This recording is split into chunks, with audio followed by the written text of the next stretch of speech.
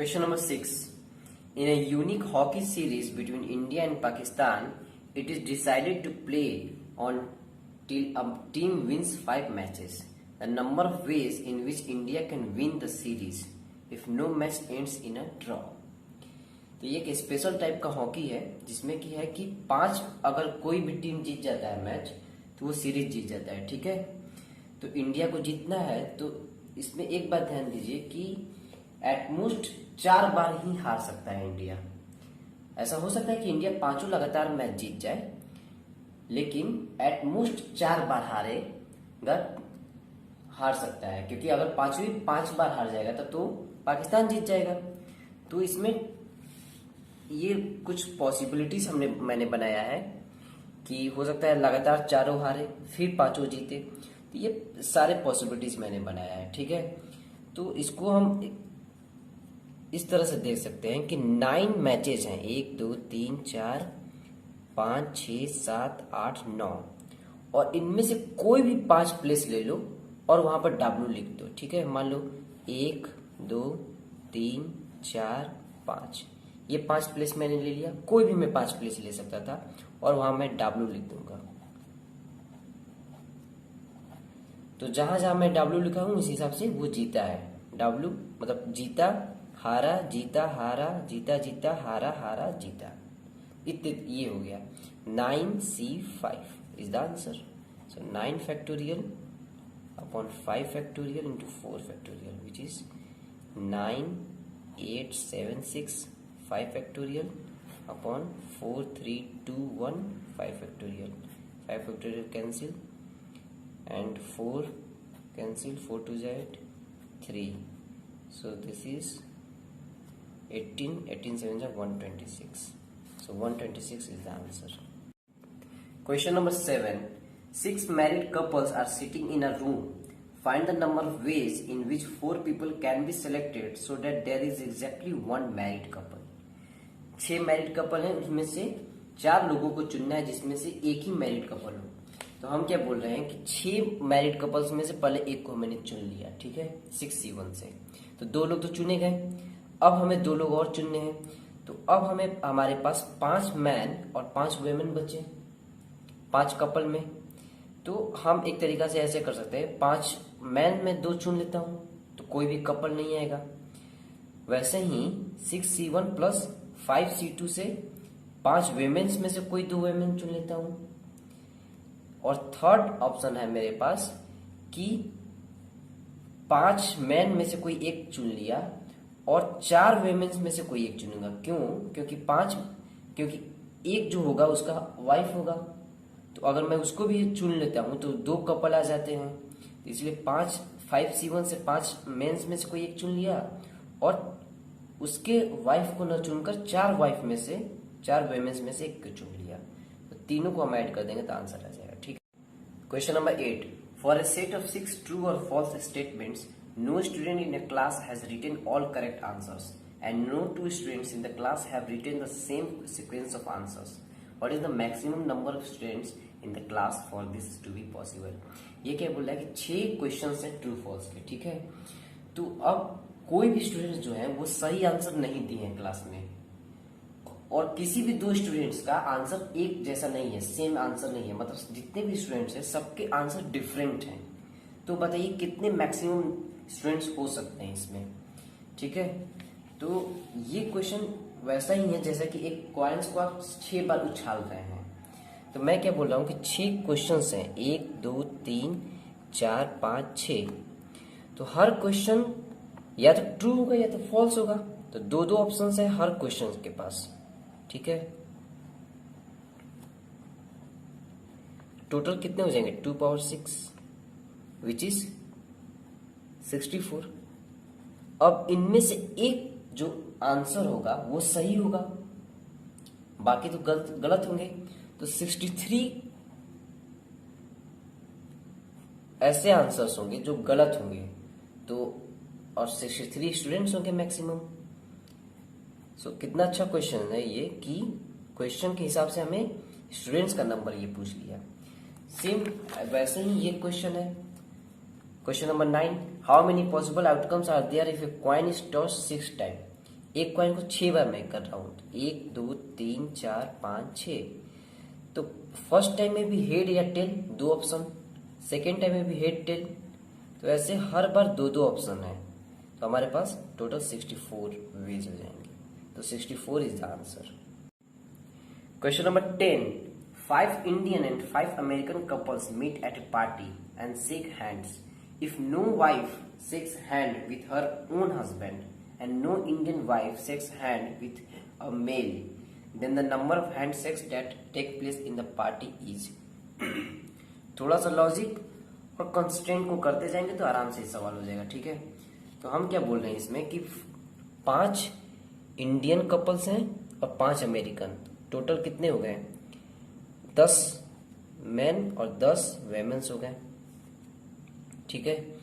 अब हम क्या बोल रहे हैं कि ये बोल रहा है कि if no wife shake hand with her own husband and Indian wife shakes hands with a male, no Indian wife shakes. तो हम क्या कर रहे हैं, पहले 10 आदमी में से किसी 2 को चुन लेते हैं 10C2 से और उन्हें हाथ मिलाने देते हैं, ठीक है। आदमी तो मिला ही सकते हैं। फिर हम क्या कर सकते हैं कि 10 वेमेन्स जो हैं उनमें से 2 को मैं चुन लेता हूं 10C2 से और वो हाथ मिला सकते हैं। सो this is 10 main 10C2। 10 main में से 2 को चुन लिया मैंने। 10 वेमेन्स में से किसी 2 को मैंने चुन लिया, वो दोनों हाथ मिला लिए। अब इंडियन वाइफ्स तो मेल के साथ हाथ मिलाएंगे नहीं, तो अब हम क्या करेंगे, 5 अमेरिकन वेमेन्स को सिलेक्ट करेंगे, 5 में से किसी एक को, और वो 9 मेन में से किसी एक को सिलेक्ट करूंगा मैं। क्यों? क्योंकि एक तो उसका हस्बैंड होगा, उसको हम सिलेक्ट नहीं करेंगे। तो 9C1 is 9 men except her husband. So 10C2 plus 10C2 plus 5C1, 9C1 is the answer. Now question number 11. In a cricket match against Pakistan, Jadeja wants to bat before Kohli and Kohli wants to bat before Rohit. Number of possible batting orders with above restrictions if the remaining 8 team members are prepared to bat at any given place. ठीक है, तो इसमें क्या कर रहा है, जडेजा कोहली से पहले बैटिंग करना चाह रहा है और कोहली जो है वो रोहित से पहले बैटिंग करना चाह रहा है। ये ऑर्डर उनका फिक्स है JKR। तो अब हम क्या करेंगे कि 11th पोजीशन है हमारे पास, तो 11th में से कोई भी 3 पोजीशन मैंने सिलेक्ट कर लिया, कोई भी 3, वो ये भी हो सकता है। ये कहाँ बैटिंग करेंगे ये कोई नहीं मतलब है, बस यही है कि जडेजा कोहली से पहले और कोहली रोहित से पहले, ये इंपॉर्टेंट है केवलिंग के लिए। ये ऐसा भी हो सकता है केस, और ये केस भी हो सकता है कि फर्स्ट सेकंड थर्ड भी खेल लें, दोनों केस हो सकता है ये, ठीक है। तो हम क्या करेंगे, 11C3 में से कोई भी 3 प्लेस को मैंने सिलेक्ट किया और उन्हें अरेंज करने के एक ही तरीका है JKR। अब बचे हुए 8 लोगों को अरेंज करने के 8 फैक्टोरियल्स हो गए। सो this is 11 factorial upon 3 factorial 8 factorial into 8 factorial. So this is 11 factorial upon 3 factorial. Question number 12. If a polygon has 54 diagonals, then the number of its sides are। तो इसमें क्या करेंगे हम कि मान लेते हैं n साइडेड पॉलीगॉन, मान लेते हैं n साइडेड पॉलीगॉन।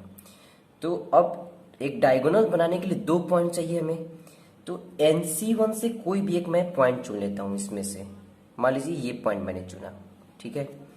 अब ये ना तो मैं ये पॉइंट से डायगोनल बना सकता हूँ, ना ये और ना ये, तो 3 पॉइंट्स हमें हटाने होंगे एक और पॉइंट चुनने के लिए।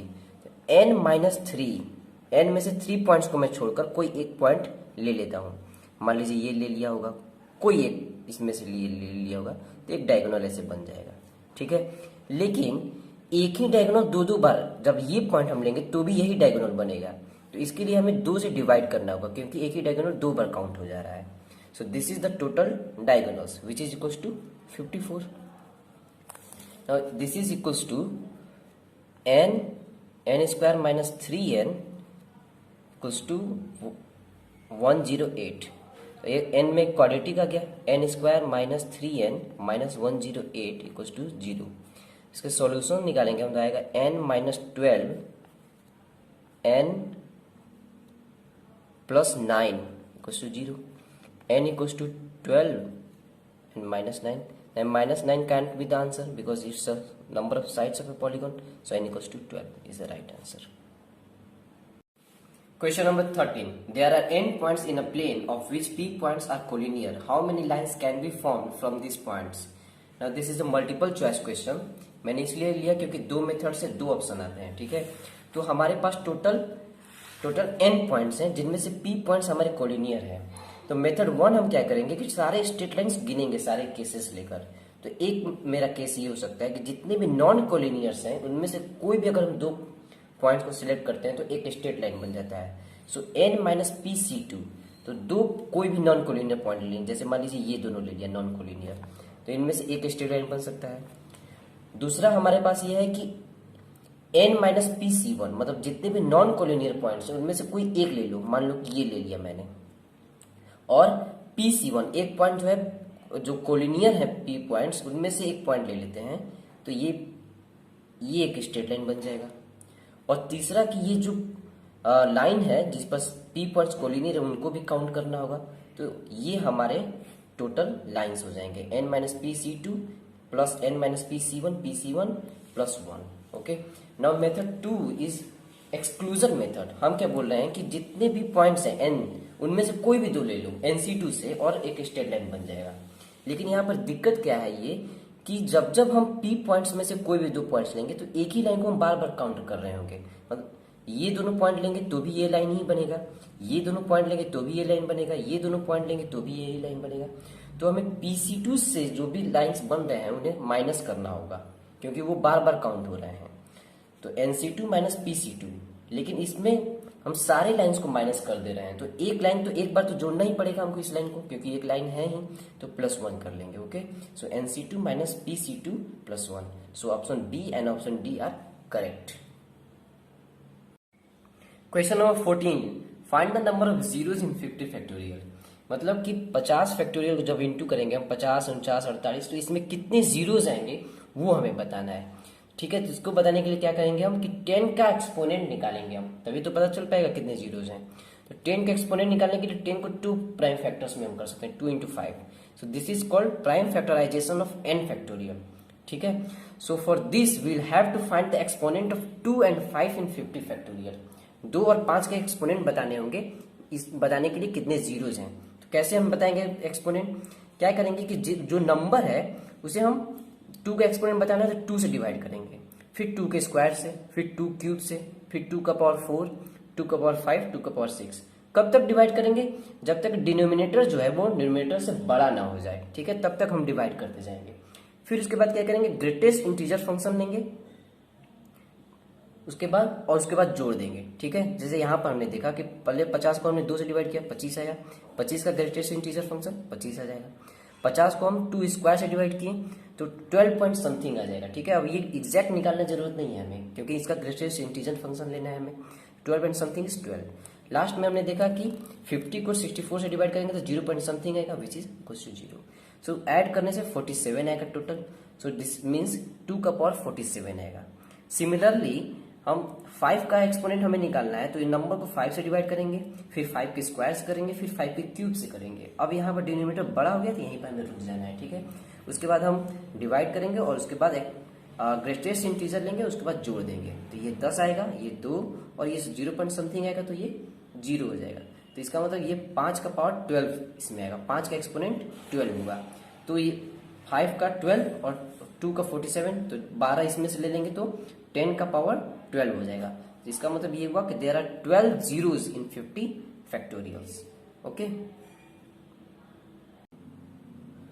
Question number 15, find the number of zeros in 75C25। अब ये वैसा ही क्वेश्चन है जैसा क्वेश्चन नंबर 14 में हमने प्रैक्टिस किया। तो हम 75C25 को लिख सकते हैं 75 factorial upon 25 factorial upon 50 factorial. तो अब बारी बारी से सबके हम 10 के पावर 10 का एक्सपोनेंट निकालेंगे। लेकिन यहाँ पर एक चीज हम करेंगे कि 2 का हमें एक्सपोनेंट निकालने की जरूरत नहीं है, क्योंकि 5 के एक्सपोनेंट से ही हम बता सकते हैं कितने जीरोज होंगे, ठीक है। तो हम 5 के एक्सपोनेंट निकालेंगे तीनों में, तो हम पाएंगे कि 75 फैक्टोरियल में 18 आएगा और 50 फैक्टोरियल में हमने निकाला था 12 और 25 फैक्टोरियल में 6 आएगा, ठीक है। तो हम इसे लिख सकते हैं कि 10 पावर 18 न्यूमरेटर में 75 फैक्टोरियल और डिनोमिनेटर में हम लिख सकते हैं 10 पावर 6 इंटू 10 पावर 12। तो ये 10 power 18 cancel to 10 power 6 10 power 12 which is equal to 1 which is 10 power zeros. इसका मतलब ये हुआ कि इस 75C25 में एक भी जीरोस नहीं होंगे। There are no zeros in this combination, okay.